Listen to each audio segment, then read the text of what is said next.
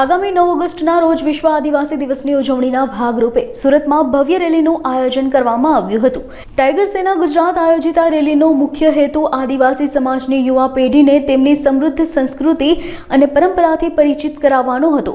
રેલીમાં પરંપરાગત પહેરવેશ, હથિયારો અને આકર્ષક આદિવાસી નૃત્ય જોવા મળ્યા હતા, જે સુરતના લોકો માટે આકર્ષણનું કેન્દ્ર બન્યા હતા। અમરોલી વિસ્તારમાં યોજાયેલી આ રેલીમાં કાયદો અને વ્યવસ્થા જાળવવા માટે ચુસ્ત પોલીસ બંદોબસ્ત ગોઠવવામાં આવ્યો હતો। આ રેલીએ આદિવાસી સંસ્કૃતિના વારસાને ઉજાગર કરવાની સાથે સાથે સમાજમાં તેની સમજણ પણ વધારી હતી।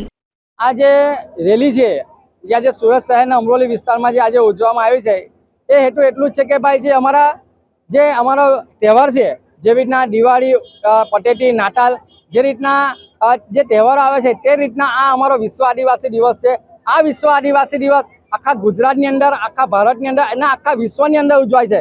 બીજી એક વાત કે સુરત સિટીની અંદર અમે લોકો જે અમારા અત્યારની જે આવનારી પેઢી છે એ આવનારી પેઢી અમારી સંસ્કૃતિ ભૂલી ગઈ છે કે ભાઈ આપણે રહેણી કહેણી શું છે, આપણી સંસ્કૃતિ શું, એને ઉજાગર કરવા માટે અમે દર વર્ષે સુરત શહેરની અંદર અમે વિશ્વ આદિવાસી દિવસ અમે ઉજવીએ છીએ।